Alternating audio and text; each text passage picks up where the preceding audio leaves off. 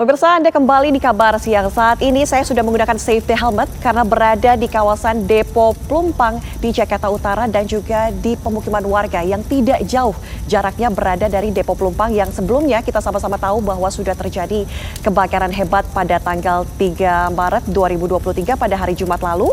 Ini di mana kebakaran Depo Pertamina Pelumpang mengakibatkan warga meninggal dunia, ada 19 orang dan juga ada 49 orang yang luka-luka. Warga juga kehilangan tempat tinggal, pemirsa. Rumah-rumah warga di sekitar TKP hangus terbakar. Warga tidak lagi bisa tinggal di rumah mereka. Terdata pemirsa 148 jiwa masih mengungsi di 3 tempat pengungsian. Antara lain di kantor PMI Jakarta Utara, RPTRA Rasela dan juga posko pengungsian RW 9, Kelurahan Rawabadak Selatan.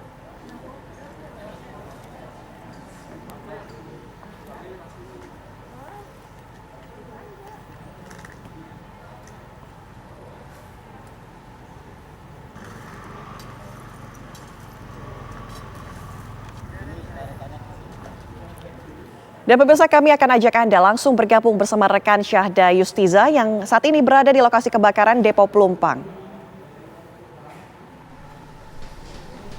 Ya, selamat siang Syahda, bagaimana kondisi saat ini? Bagaimana juga warga yang berada di sana, apa sudah kembali atau masih berada di pengungsian?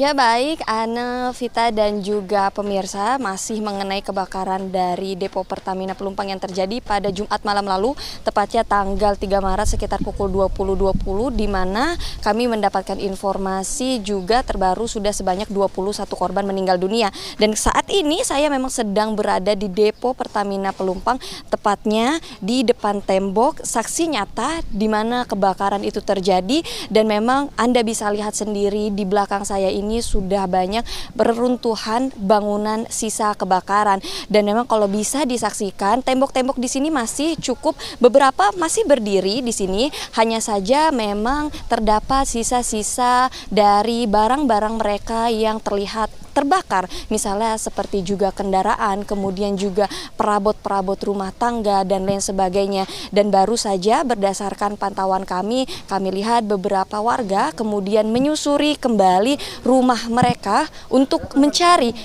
sejumlah barang atau barang-barang penting, barang berharga yang kemudian bisa diambil kembali, atau beberapa dari mereka menyebutkan apabila barang berharga yang bisa ditemukan ini masih dalam keadaan berharga juga masih bisa dijual untuk menghidupi kebutuhan mereka masing-masing.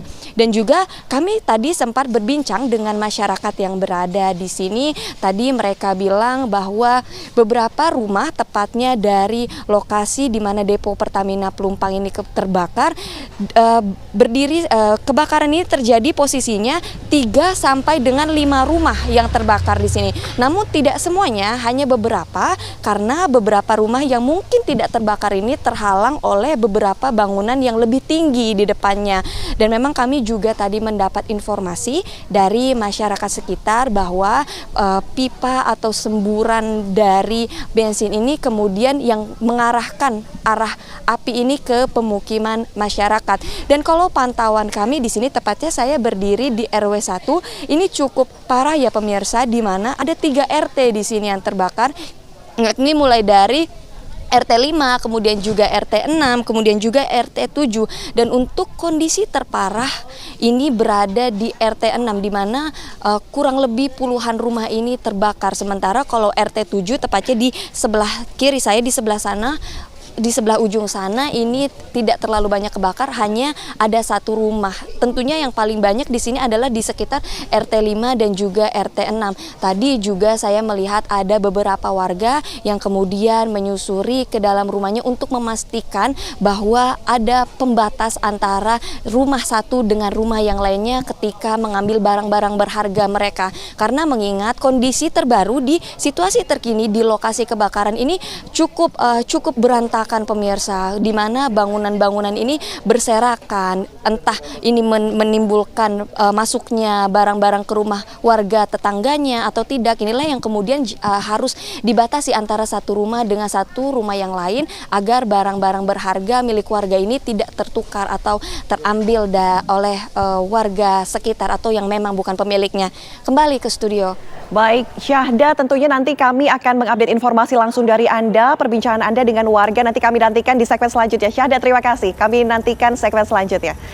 Ya pemirsa, kalau kita lihat antara pemukiman warga dan juga depo Pertamina Pelumpang ini jaraknya tidak sampai 2 km. Seperti apa sebenarnya buffer zone yang aman atau zona aman bagi masyarakat itu kita masih harus mempertanyakan karena sudah nyaris 50 tahun depo Pertamina ini beroperasi. Nah, kalau kita lihat pemirsa, riwayat kebakaran di kawasan depo Pertamina Pelumpang Jakarta sudah terjadi pada tahun 2009 lalu.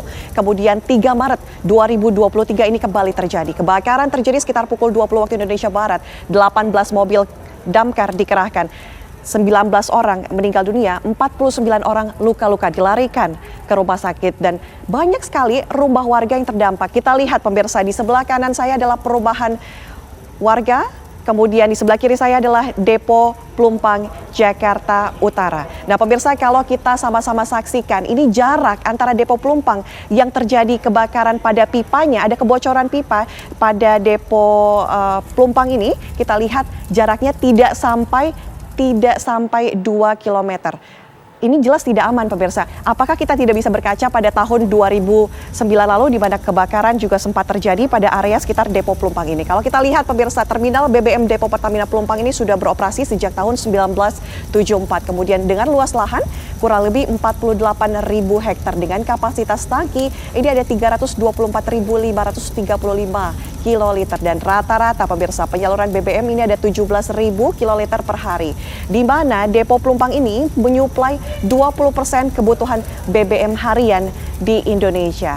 Dan pemirsa, kami juga masih akan mengajak Anda untuk berbicara langsung dengan korban kebakaran depo Pelumpang di mana saat ini memang masih direlokasikan, di mana Pertamina sendiri memberikan bantuan begitu untuk mengontrak bagi warga yang terdampak. Usai jeda kami kembali pemirsa.